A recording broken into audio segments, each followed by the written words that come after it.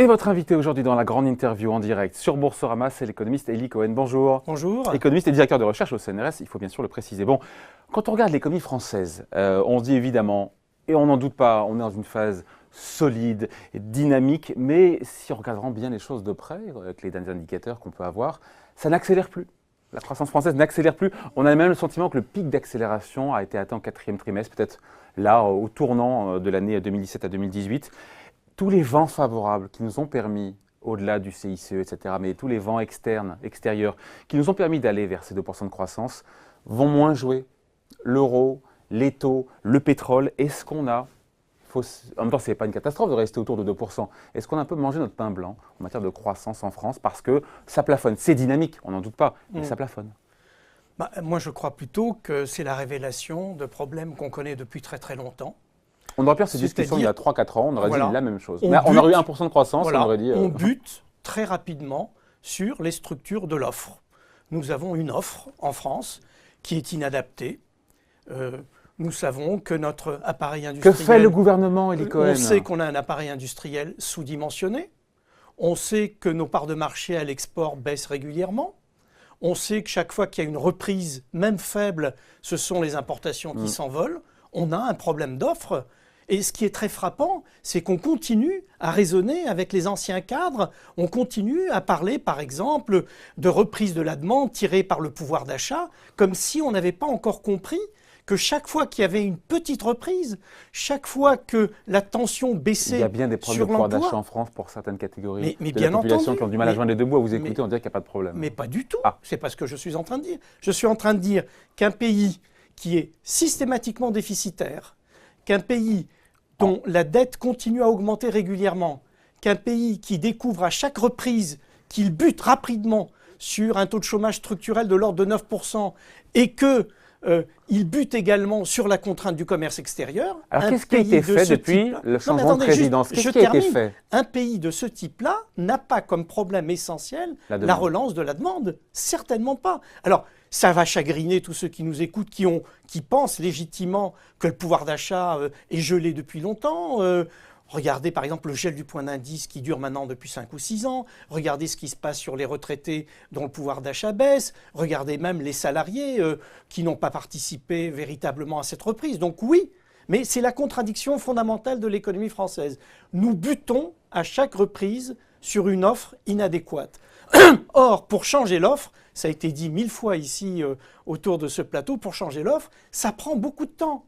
Qu'est-ce qui a été fait, encore une fois, depuis l'arrivée au pouvoir d'Emmanuel Macron, qu'est-ce qui a été fait pour améliorer l'offre, pour qu'à chaque fois qu'il y ait plus de demandes, eh bien, soit des produits français sur lesquels les achats se portent en priorité? Eh bien, il y a au moins 3 choses qui ont été faites. La première, c'est tout ce qui est réforme du marché du travail, c'est-à-dire on veut assouplir les conditions de fonctionnement du marché du travail. Deuxièmement, sur la formation, on a pris conscience enfin du fait qu'on a un dramatique problème de formation. Donc à la fois la formation de base, vous avez vu ce qui a été fait sur les écoles, notamment sur le premier cycle de formation scolaire avec le dédoublement des classes. Maintenant, nous allons avoir la réforme de la formation qui va arriver bientôt. Formation professionnelle. Partenaires sociaux, qui se sont mis d'accord sur apparemment un texte, mais ça ne va pas assez loin selon le gouvernement. Alors justement, là c'est ça. Non, pas du tout. C'est un éclairage que je trouve très intéressant sur la méthode Macron. Il commence par dire aux partenaires sociaux, écoutez, allez-y, il y a un enjeu majeur qui est l'enjeu de la formation professionnelle. Vous connaissez tous les données du problème. Structure de gouvernance illisible, inefficacité des OPCA, perte de charge des moyens consacrés à la formation, argent de la formation qui ne va pas à ceux qui en ont véritablement besoin. Il y a eu 3 tentatives de réforme au cours des dernières années. Aucune n'a abouti. Allez-y, réfléchissez. Et puis ils arrivent et ils disent on est arrivé à un accord. Et puis on regarde cet accord et on voit que cet accord auquel ils sont parvenus aggrave les dysfonctionnements du système. C'est-à-dire il complique la gouvernance. Il ne règle pas le problème de l'inadaptation de la formation. Donc la ministre du Travail, Muriel Pénicaud, qui présente, je crois, demain son projet, a raison de dire... Elle a tout à fait raison. Elle dit, non, il n'est pas question d'entériner un système qui voit reculer la coordination entre les régions et les branches, qui confie le pouvoir aux branches, lesquelles branches continuent à fonctionner avec le système des OPCA dont on connaît l'inefficacité, et qui ne fait rien sur, je crois, les 65 000 organismes de recherche qui fonctionne pour se répartir ce marché. Enfin, on marche sur la tête. Il y a un vrai problème de formation, il y a un vrai problème de qualification, il faut s'y attaquer. Et donc le fait que Mme Pénicaud dise que ça ne va pas du tout, qu'il faut une révolution copernicienne dans ce domaine, à mon avis, c'est une très bonne chose. Et ça prouve que la concertation entre syndicats professionnels et syndicats patronaux dans le cadre des branches pour changer le système, ça ne marche pas. Bon, vous disiez qu'il fallait trois réformes qui ont été faites, marché du travail, formation. Il y avait un troisième truc là que vous voulez dire, non? Et puis, il y a eu tout ce qui a été fait en matière de réforme fiscale pour stimuler l'investissement. Bon, donc à vous écouter, ça y est, on a assez réformé. Ah non, pas du tout. Non, parce que vous savez qu'on dit souvent qu'il vaut mieux réformer, notamment quand la croissance est de retour. Après, on a toujours peur de casser la croissance. Il y a une immense réforme devant nous, c'est celle de la SNCF, ça ne vous a pas échappé aujourd'hui. Ouais. Et la déclaration que vient de faire le Premier ministre… Mettre fin au statut des cheminots pour les nouvelles embauches. Me surprend très agréablement. Il dit que s'il faut passer par les ordonnances, on passera par les ordonnances, c'est-à-dire l'un des sujets de blocage majeur sur la scène sociale française, qui est le blocage, disons les choses clairement… Si la SNCF va mal et que les trains arrivent en retard, c'est parce que c'est du fait du statut des cheminots. Comment ? Si les trains arrivent en retard en France, c'est du fait du statut des cheminots. Non, c'est pas ça. Ce qu'il y a, c'est qu'on sait qu'en ayant massivement investi dans le TGV, petit 1, petit 2, en ayant laissé filer le déficit du réseau et en laissant s'accumuler une dette considérable dans le réseau. 45 milliards d'euros. Voilà. En ayant de 3 milliards par an. 46 milliards de dettes qui s'aggravent de 3 milliards par an. En laissant un système ferroviaire dans lequel le chiffre m'a beaucoup impressionné, vous avez en gros 90% du trafic qui se fait sur 30% des lignes. Ouais. C'est-à-dire tout le reste est massivement sous-utilisé. 2% des voyageurs utilisent 45% du réseau. Donc vous avez une inefficacité massive. Et vous avez, on le sait, un coût au kilomètre en France qui est 30% supérieur à ce qu'il est en Allemagne. Oui. Donc il y a un enjeu de réforme absolument majeur, sauf que jusqu'à présent, il y avait un double blocage qui était auto-entretenu, le blocage syndical, amené par la CGT, et le blocage des collectivités territoriales, qui ne voulaient rien changer à ce monument d'inefficacité qu'était ce réseau ferroviaire.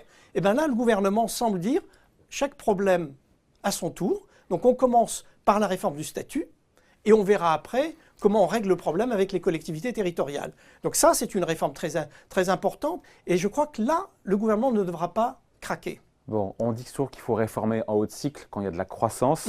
Est-ce que, une fois qu'on aura fait cette réforme de la SNCF, si elle va jusqu'au bout, est-ce que le président Macron aura suffisamment réformé la France? Parce que viendra le temps, vous avez une vision longue de l'économie, viendra le temps du retournement conjoncturel. On ne sait pas trop d'où ça viendra, mais ça arrivera 2019 peut-être. Non, s'il fait tout ce qu'on a annoncé, c'est-à-dire à la fois la réforme de certaines entreprises à statut, la réforme du marché du travail, la réforme de la fiscalité, la réforme de l'éducation. Non, mais si tout ça est fait, parce qu'il y a des étapes, on avance et puis on regarde si en particulier la réforme du marché du travail délivre les résultats attendus. À ce moment-là… Qu'est-ce qu'il reste à faire? Alors, quels sont les gros morceaux? C'est-à-dire la réforme de l'État, évidemment. C'est ça l'alpha et l'oméga? La réforme de l'État, oui, quand même. On a un système où on a une croissance continue des prélèvements, on a un État qui continue à se développer et une certaine inefficacité des services publics. Moi, je suis très frappé, par exemple, de la dégradation continue de notre performance en matière éducative. Ouais. C'est quand même très impressionnant. On le voit dans toutes les enquêtes, PISA, PIAC… PISA, PIAC, etc. Et puis surtout, un élément sur lequel on n'insiste pas assez, c'est que non seulement l'éducation non seulement l'éducation consacre les clivages sociaux initiaux, mais elle les aggrave. Ça veut dire que la valeur ajoutée de l'éducation devient négative. Mais c'est terrifiant. Comment on ne considère pas que l'éducation aujourd'hui doit être la priorité absolue et comment on ne considère pas qu'il y a une réforme massive à faire dans ce secteur-là? Donc formation continue, formation permanente, formation de base, réforme des universités, meilleure efficacité des crédits de recherche, toute la sphère de… Et vous avez vu les mesures qui ont été lancées, les énièmes mesures pour stimuler l'exportation, le faible nombre d'exportateurs, le fait que les dispositifs ne sont pas suffisamment efficaces.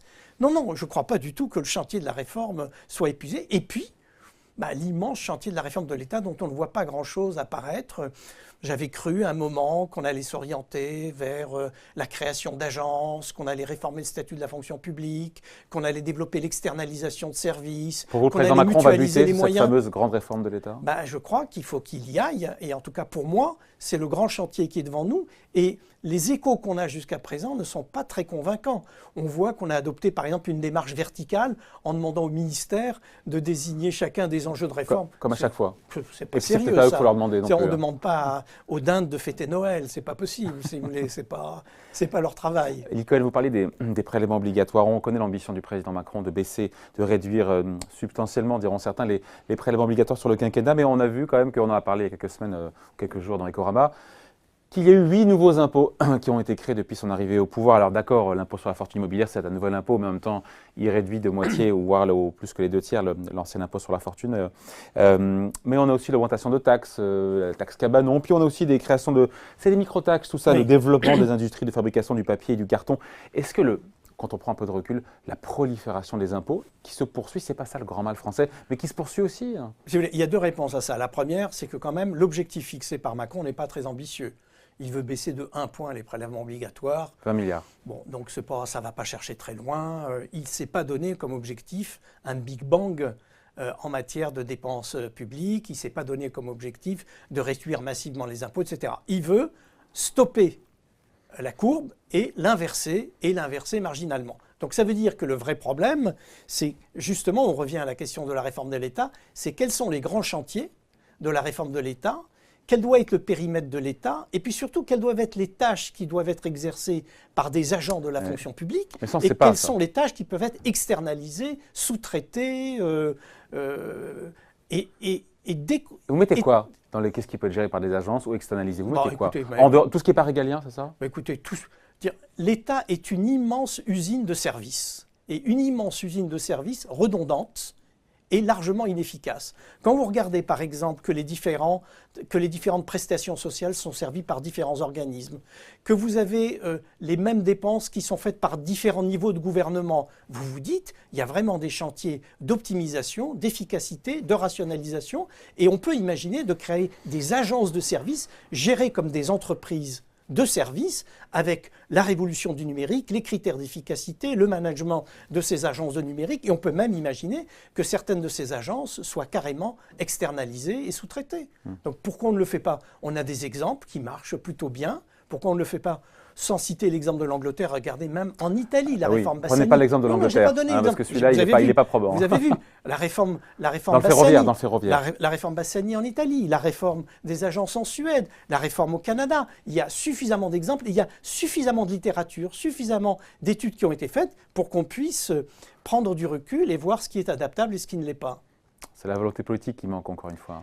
Oui, mais pour la première fois, on a un gouvernement qui veut s'attaquer à un certain nombre de vaches sacrées. Regardez par exemple, l'un de mes sujets d'étonnement, c'est la manière dont la réforme du bac est en train de se passer. C'était une des vaches sacrées, on pensait qu'on ne pouvait pas y toucher, et on est en train d'y toucher. Ouais. Et du coup, c'est tout l'enseignement secondaire qui risque de pouvoir être réformé sans drame. On n'a pas vu, on avait la crainte de voir les jeunes sortir dans la rue. Vous savez, les jeunes qui, chaque année, font leur socialisation dans la rue. Non, la réforme du bac a l'air de passer. Non, je crois qu'il y a des tas de chantiers à suivre, et ils sont passionnants. Je ne crois pas qu'il y ait panne de réforme annoncée. Loin s'en faut. Loin s'en faut. Il nous reste quelques instants, Elie Cohen, ensemble, juste pour parler de cette réforme fiscale américaine qui inquiète, paraît-il, certains patrons français. Parce qu'entre les baisses d'impôts sur les sociétés, on passe de 35 à 21, si je ne me trompe pas, aux États-Unis, le rapatriement de cash aussi depuis l'étranger, certains disent que tout cet argent pourrait servir notamment à racheter des grands groupes français ou européens. Est-ce que c'est vraiment un risque? Est-ce que la puissance de feu des multinationales américaines est vraiment renforcée? Est-ce que nos fleurons, Total, Sanofi, est-ce qu'il y a Merck derrière ou Johnson & Johnson ou d'autres pour qui ces grands fleurons sont des proies? Il y a un vrai sujet aujourd'hui. Le risque, il est incontestable. Je crois que le dernier chiffre publié par la Banque de France, c'est que 42% des actions du CAC 40 sont détenues d'ores et déjà par des investisseurs étrangers. Et ce 42% fluctue dans une bande qui va de 40 à 47%. Donc selon les moments, on a des hausses plus ou moins importantes. compte tenu des masses financières disponibles, compte tenu des bénéfices accumulés, compte tenu des liquidités disponibles. Les boîtes du CAC 40 sont des proies aujourd'hui. Tout à fait, les boîtes du CAC 40 sont tout à fait des proies. Ce qui les protège, je dirais, c'est qu'elles ont la réputation d'être défendues par leur gouvernement. C'est très intéressant, quand vous parlez avec des Italiens, ils vous disent « Ah oui, les actions italiennes, on peut les rafler sans problème. Pour racheter des sociétés françaises, c'est beaucoup plus difficile. Vous avez, vous, une présidence de la République, un gouvernement, une administration, le Trésor qui protège. » Regardez par exemple comment Danone, qui n'était pas un enjeu stratégique majeur, a été protégé. Comment même on est capable d'inventer des lois nouvelles pour protéger le caractère autochtone du capital des entreprises françaises.